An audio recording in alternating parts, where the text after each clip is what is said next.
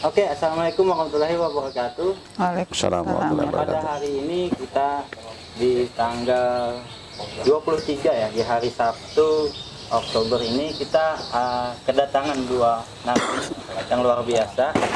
Di sini ada Ibu Dewi, ada Bang Budi. Nanti saya akan membacakan profil beliau. Pada program ini kita episode kedua tentang bincang sastra ya. Kita akan membahas soal terkait dampak sastra di masyarakat. Nah, mungkin nanti kita sedikit bincang-bincang ya, tipis-tipis ya Pak, soal gimana sih ya perkembangan sastra di Kalimantan Selatan ya. Saya akan membacakan profil dua narsum kita.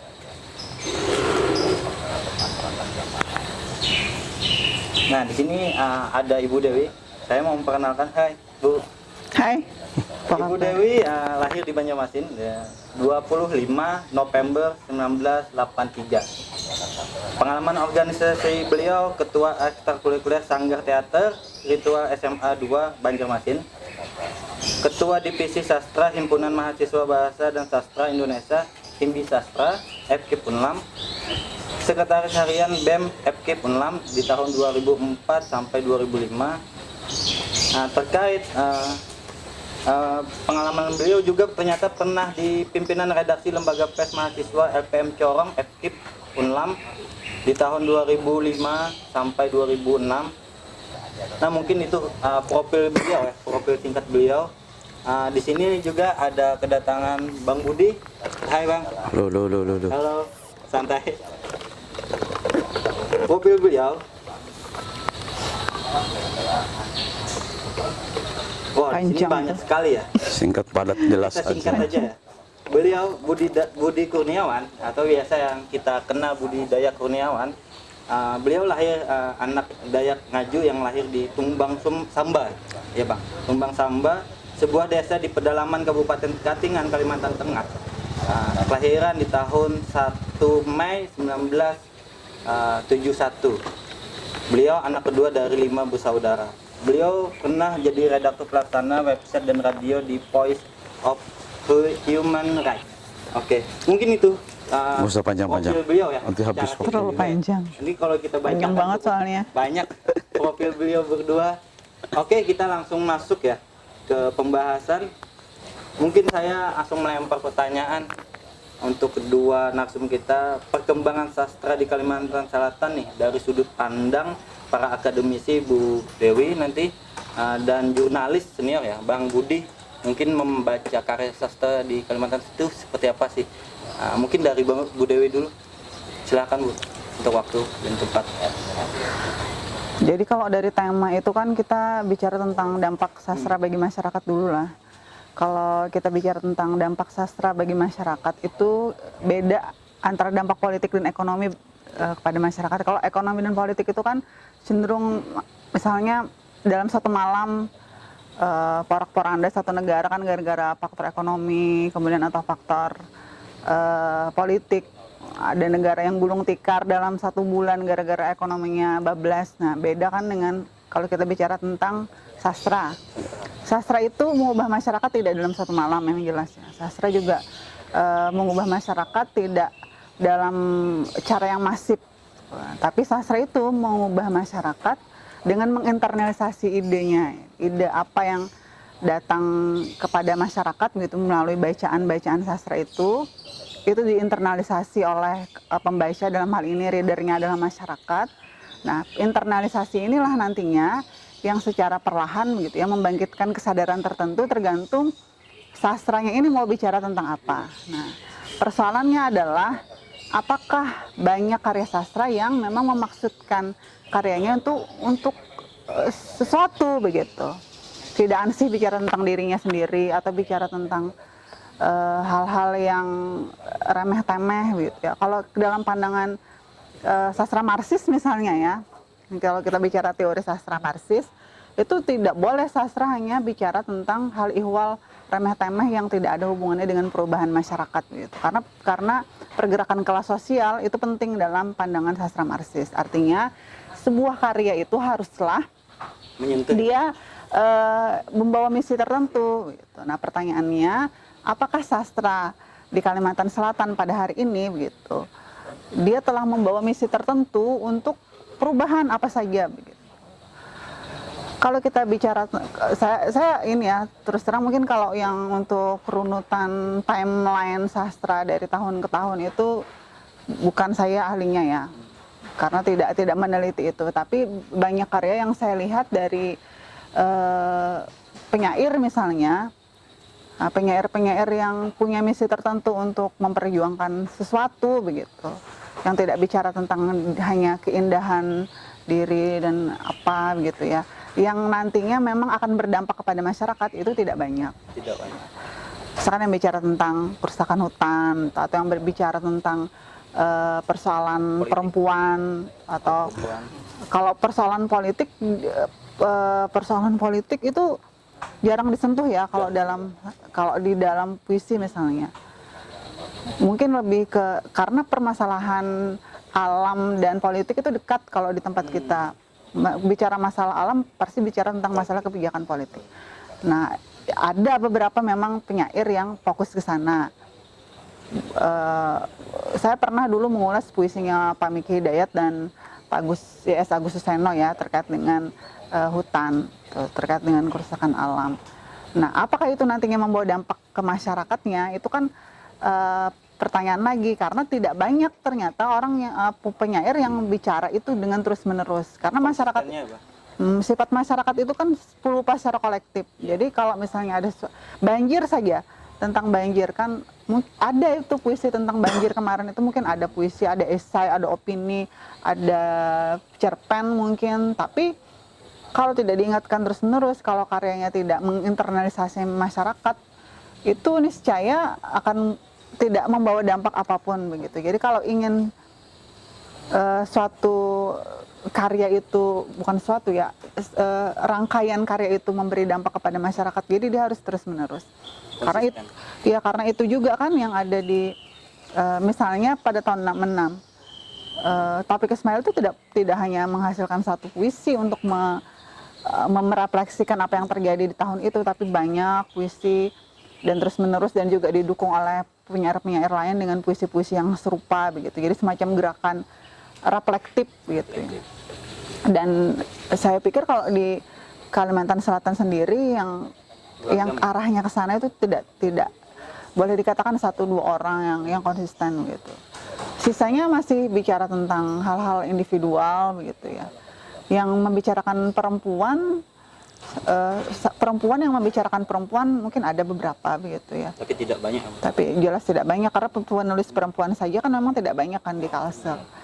Nah, yang bicara tentang kultur penjagaan budaya juga, nah itu yang paling banyak, entah kenapa ya. Jadi banyak karya penyair, novelis kalau ada ya, cerpenis itu banyak sekali yang membicarakan tentang lokalitas, seakan-akan ingin menjaga itu. Nah mungkin salah satu yang signifikan dalam sastra Kalimantan Selatan terkait dengan dampaknya masyarakat adalah banyaknya karya sastra yang mengangkat tentang lokalitas, agar entah itu melawan tradisi atau mengangkat dan melestarikan tradisi.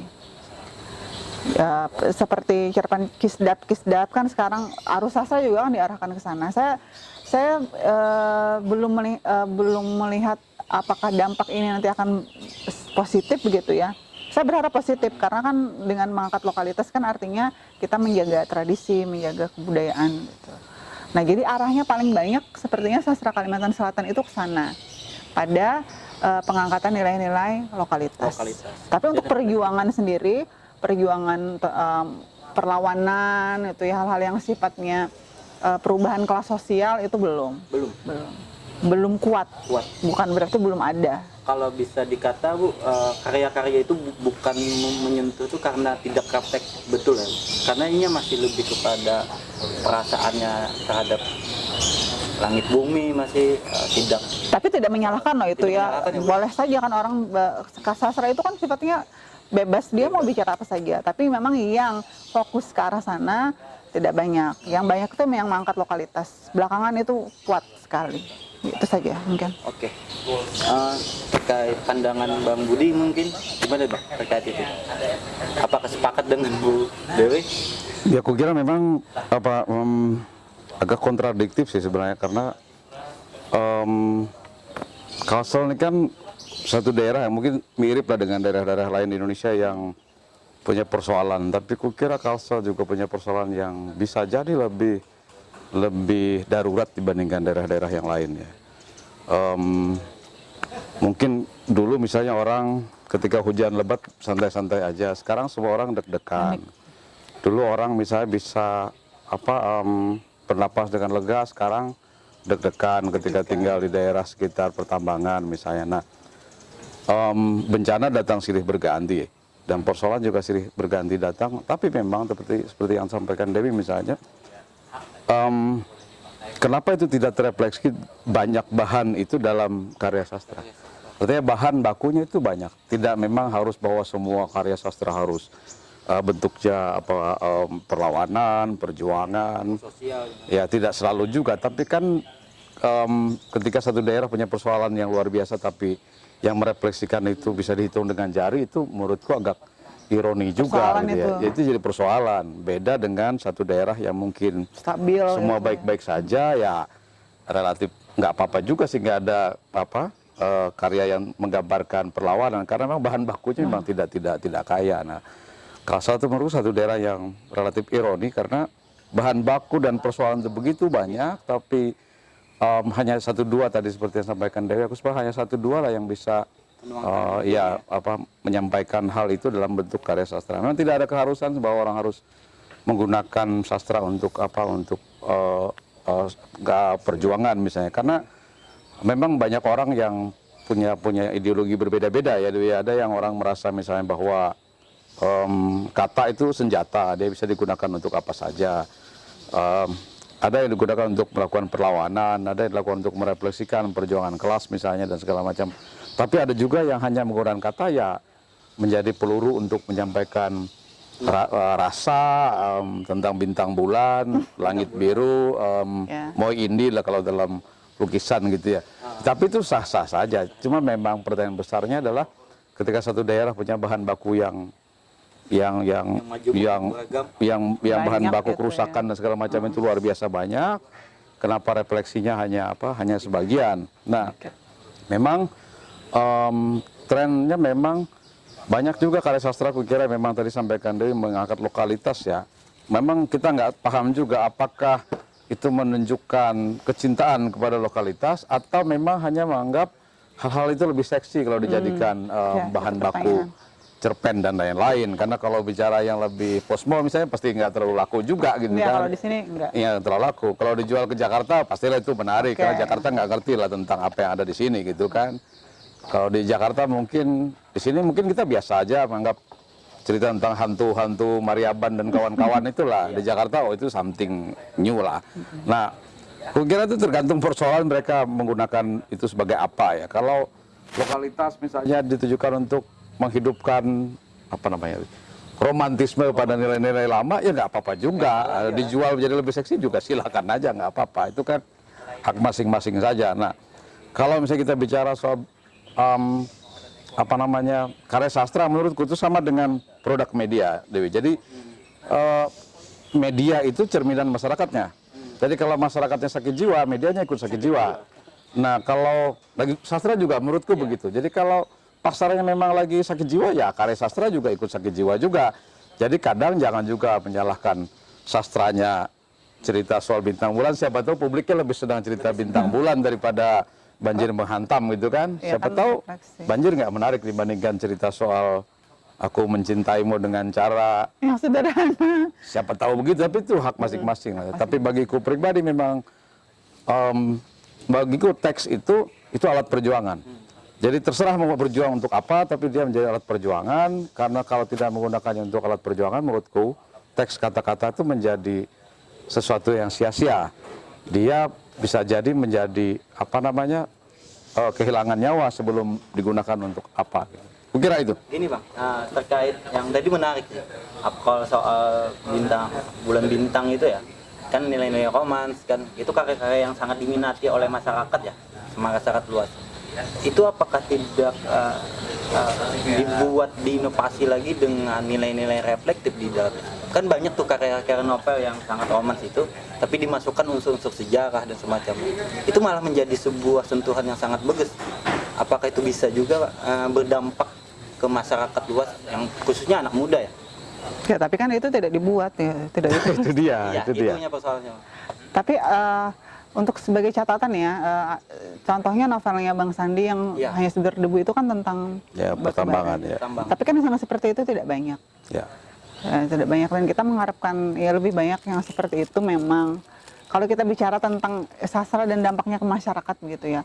Kalau kita bicara tentang sastra dan kaitannya dengan kepengarangan belaka begitu atau komunitas internal aja ya tidak masalah. Atau mengejar sasaran pembaca yang populer itu ya tidak masalah mau seperti apa. Tapi kalau kita bicara tentang alat perjuangan, seperti yang Sano katakan kan, kalau pers dibungkam itu kan sastra bicara. Harusnya. Sekarang nggak tahu, dua-duanya nggak bicara. Dua-duanya Kalau tampaknya dilihat-lihat, ini ya, dua-duanya tidak bicara ya. Karena ini apa? Saya ingat itu satu cerpennya Seno yang judulnya Paman Gober. Ya. Dulu. Paman Gober itu waktu Soeharto masih berkuasa. Ya. Jadi Paman Gober itu mirip sekali dengan profilnya Soeharto pada saat itu. Tapi karena dia Paman Gober dan dia populer dan kebetulan sifatnya memang mirip begitu. Jadi mau ditangkap juga kan nggak mungkin. Nah, jadi kalau misalkan ada yang merasa takut begitu ya mengungkapkan dengan cara yang terlalu eksplisit begitu kan. Nah, jadi bisa dengan cara-cara implisit. Hanya saja memang ketakutan kolektif ini begitu besar begitu. Nah, itu mungkin Bang Ya. Tapi yang karya-karya saat ini. seperti itu bisa diminati anak muda nggak, Bu? Ya pasarnya kan memang beda ya. Sastra serius dengan sastra Iya. sastra Tidak yang serius tanda tidak kutip serius lah ya. dan tanda Ya. kutip Itu kan beda. pandangan masyarakat yang khususnya anak milenial nih. Hal-hal yang serius itu kadang tuh membosankan katanya. Dan sebenarnya kan, ya sebenarnya menurutku ini kan hanya soal strategi ya, kreativitas sebenarnya. Nah, Selera juga. selera itu belakangan menurutku. Yang penting itu kreativitas yang bikinnya dulu lah. Nah, tadi Dewi sampaikan misalnya, ketika zaman Orde Baru begitu totalitarian, rejim yang apa membendung kebebasan berkarya dan lain-lain luar biasa. Tapi kita mencatat banyak karya hebat-hebat di era itu.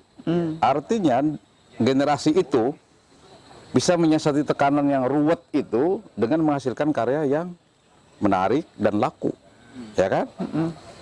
Misalnya menggunakan idiom Paman Gober misalnya, bisa dilakukan karena tekanan begitu tinggi. Nah sekarang pertanyaannya adalah, ketika tekanan itu tidak ada, semua orang bebas mereka, terus kenapa tidak sekreatif generasi Iya. sebelumnya? Atau barangkali Itu jadi memang pertanyaan perlu besar. ini, Atau Bang. perlu tekanan lagi? tekanan dulu. Ya, itu kan? Tapi kan masalahnya, ya itu tadi, apakah kita mau hidup dalam tekanan apakah harus cuma gara-gara harus tekanan harus lagi tekanan gitu lagi kan?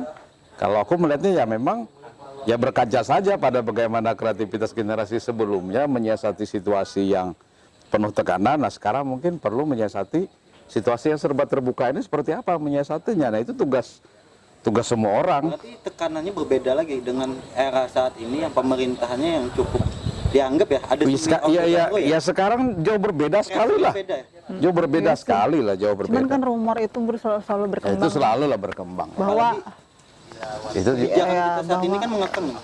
aku nggak berani bilang mengekang ya, karena semua orang boleh kritik apapun hari ini. iya sih. Walaupun ada kebijakan yang saat ini yang kontroversi ya dengan undang-undang ITE dan Ya kalau membandingkan dengan Orde Baru ya nggak ada Kalau dibandingkan dengan bandingannya, ada jauh Orde lah Baru, ya. iya. Jauh lah ya. Cuma jauh. mungkin ya itu tadi ya perlu tekanan Ya dulu kan, untuk kreatif. kan sebenarnya persoalannya kan bukan pada soal siapa yang menekan, pada soal kreativitas Ada kan soal persoalannya kreativitas kan. memang. kembali lagi di sana.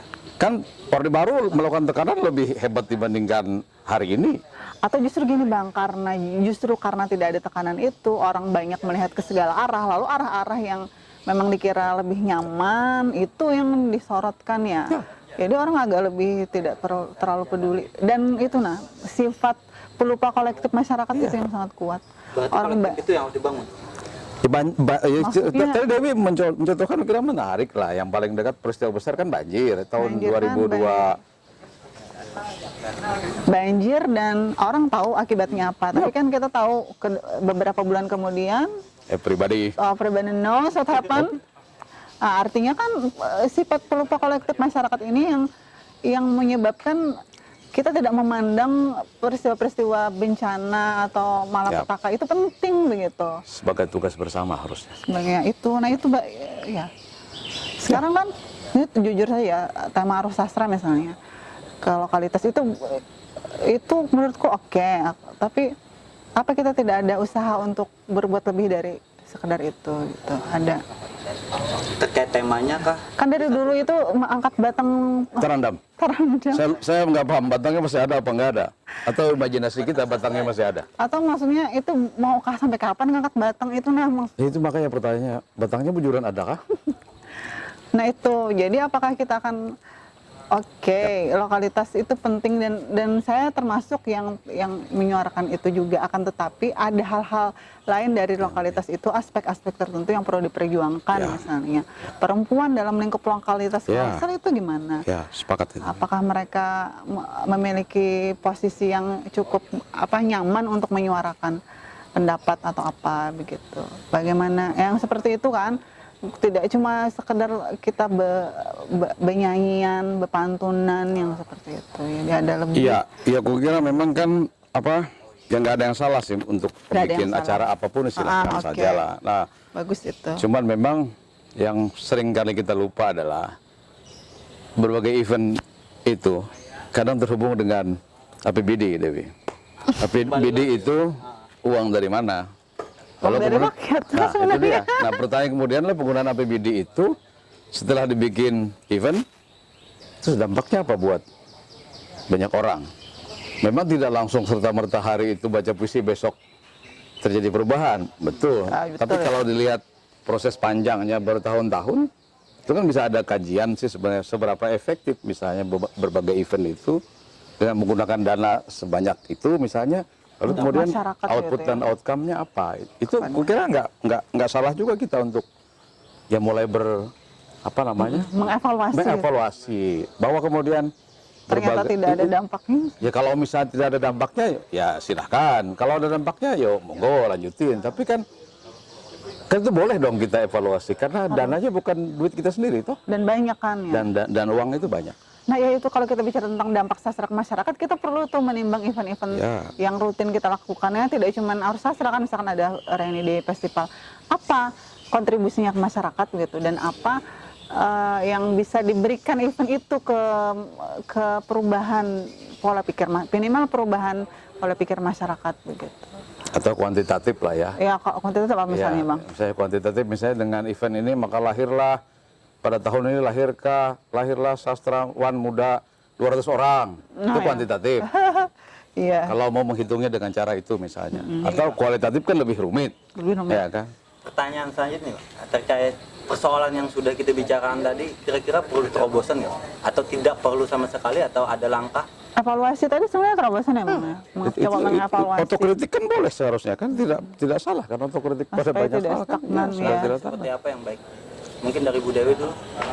Kalau mungkin kayak semacam evaluasi itu adalah kalau misalnya sastra genre perjuangan misalnya, apakah itu ada begitu?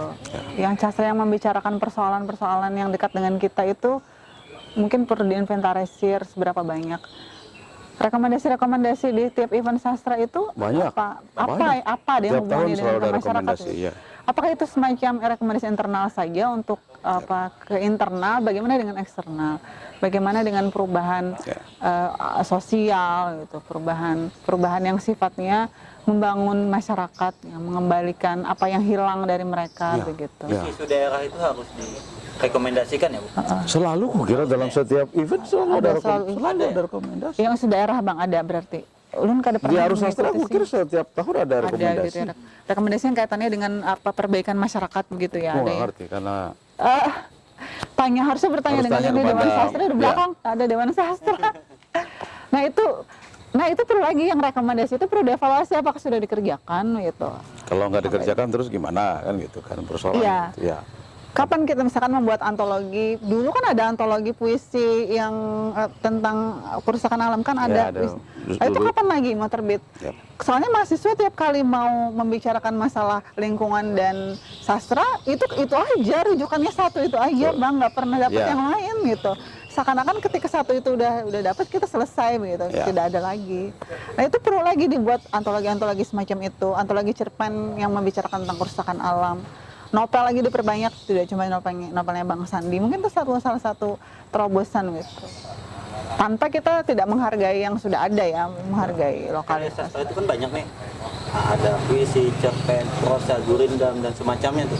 Mungkin karya sastra yang mudah nih untuk anak pemula ya, penulis-penulis pemula nih, apa nih untuk bisa berdampak lah, yang bisa enak dituangkan di ide-idenya. Mungkin Jangan membicarakan diri sendiri, bicarakan jangan, tapi anak-anak sekarang kan suka membicarakan dirinya sendiri ya. Ya, who care about all. karya puisi, cerpen, mungkin yang saat ini ya mudah medium. Ya aku kira kan apa ini kan platform banyak. Semua orang boleh bikin apa saja. Sekarang ya. Nulis satu puisi menjelma menjadi penyair. Nulis status panjang menjelma menjadi penyair. Itu oke, nggak apa-apa. Bikin satu buku kumpulan puisi lalu merasa jadi penyair, nggak apa-apa, boleh aja. Atau bikin novel setengah novel, laku nggak laku jadi novelis, nggak apa-apa, boleh aja. Nah persoalannya adalah kemudian kalau kita ingin mengubah banyak hal, memang seperti tadi Dewi sampaikan ya sekali-sekali bicara tentang tidak tentang dirinya sendirilah. Ya bicara hal-hal yang di luar tentang dirinya sendiri, mudah-mudahan berdampak dan segala macam. Nah, tadi pertanyaan awal, tadi misalnya, kan gue kira ada salah persepsi orang karya sastra perlawanan itu tidak indah. Puisi-puisi apa? Ini ya apa? Maaf ya, Wi, ayahnya Dewi ini, itu cerita tentang tanah longsor, tentang sungai yang rumbi, itu puitis. Sampai hari ini aku masih ingat. Artinya apa? Enggak selalu lah puisi apa tentang darah, nanah dan air mata itu tidak Terlalu indah. keras gitu ya. Iya. Ada yang puitis. Banyak sekali penyair-penyair. Ini terlalu apa namanya? Wi? Keras saja, perlawanan saja, tetapi tidak tinggi nilai estetik gitu-gitulah. Aku kira itu hanya soal apa ya? Ya persoalannya sih, ya mungkin aku sih sebelum selesai lah ya. Ini kan temanya agak Dampak ya, apa dampak karya ruwet sastra ya. ini. Nah aku pengen menjelaskan gini aja lah. Kadang-kadang kita ingin melakukan sesuatu yang besar itu bingung dari mana memulainya, karena ingin sesuatu yang besar. Nah kadang-kadang melakukan hal yang kecil-kecil saya itu sebenarnya bisa dilakukan sebenarnya. Nah, contoh sederhana saja ya. Nih hari ini aku minum teh di sini nih di kafenya. Nah, Depan rumah nih. aku itu Wi, seumur umur kada pernah pesan kopi dan teh itu pakai gelas plastik. Iya. Harus pakai gelas kaca dan Untuk tidak pakai mengurangi ini. ya. Aku berharap 1 juta orang melakukan hal yang sama sehingga tidak ada 1 juta Sampah sampah plastik. ini. Bisa dikampanyekan terus nih. Nggak bisa dikampanye, aku sudah berkampanye, sudah kulakukan. Gitu loh. Itu hal kecil-kecil aja. Dalam soal sastra menurutku juga bisa pakai logika sesederhana itu. Hal-hal yang kecil ya tapi dilakukan. Oke, sangat menarik sekali nih. Kita sudah panjang ya, udah hampir 3 Dewi lah, menit. Mungkin terakhir untuk statement, closing Closing statement. statement. Kenapa sih harus karya sastra sih? Bagaimana memaknainya? Mungkin Kenapa dari- apa? Gimana? Gimana? Emang Kenapa harus karya sastra? Dan Untuk bagaimana memaknainya? Jadi kenapa harus karya sastra nih? Ya, mungkin Ibu Dewi, maksudnya maksudnya apa ya? Pertanyaannya gimana sih? Pertanyaan gimana? Maksudnya apa gitu? kenapa kita harus karya sastra? Melakukannya Melakukannya lewat sastra. lewat Oh, Ya, pian dulu kah? bagaimana memaknainya? Ya karena tadi kan sudah saya sampaikan bahwa sastra itu bisa mengubah masyarakat dengan menginternalisasi idenya perlahan-lahan dan lebih kuat perubahan itu begitu. Seperti yang terjadi tadi di masa Orde Baru itu dengan bantuan literatur sastra juga gitu, sastra-sastra perlawanan. dan banyak puisi jadi legenda. Karya-karyanya Ya. Pram ya, puisi-puisi legendaris itu kan lahir banyak yang dari 1966 itu, atau karya-karya Pram sampai saat ini. Ada pemuda-pemuda yang tergerak hatinya untuk berjuang gara-gara puisi-puisinya Wiji Tukul misalnya, Top. dan itu lebih terinternalisasi daripada hal-hal yang sifatnya instan. Seperti film atau apa gitu. Film juga sebenarnya mengubah, tapi sastra ini mengubah dari Internal. internal gitu. Artinya berdampak dan berperan sekali ya Bu. Ya. Karya sastra. Dari Bang Budi, Aku sepakat sama Dewi lah. Karena memang menurutku ini proses yang tidak sehari 2 hari, tapi mungkin kita harus iri dengan generasi sebelumnya Wi, yang sampai hari ini puisinya masih Terngiang-ngiang. terngiang-ngiang dan muncul saban gerakan dilakukan gitu.